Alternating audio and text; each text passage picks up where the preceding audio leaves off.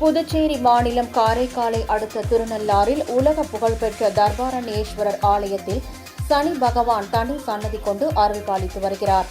இந்நிலையில் நவக்கிரகங்களில் ஒருவரும் ராசி கட்டத்தில் 2.5 ஆண்டுகளுக்கு ஒருமுறை பயிற்சியாகும் அருள்மிகு சனி பகவான் இன்று காலை 8:24 மணிக்கு கும்பராசியிலிருந்து மீனராசிக்கு பயிற்சியானார்.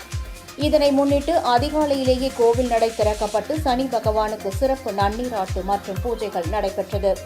சனி பகவானை தரிசிப்பதற்காக நாடு முழுவதும் இருந்து அதிகாலையிலேயே குவிந்த லட்சக்கணக்கான பக்தர்கள் நலன் குளத்தில் நீராடி நலன்களி தீர்த்த விநாயகரை வழிபட்டு எல் தீபம் ஏற்றி சனி பகவானை வழிபட்டனர்.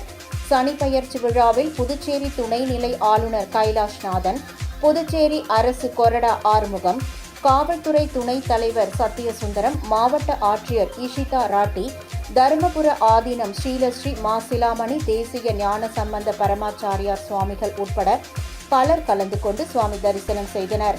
பாதுகாப்பு பணியில் காரைக்கால் போலீசார் மற்றும் தேர்தல் பாதுகாப்பு பணிக்காக வந்துள்ள மத்திய துணை ராணுவ படையினர் ஈடுபட்டனர்.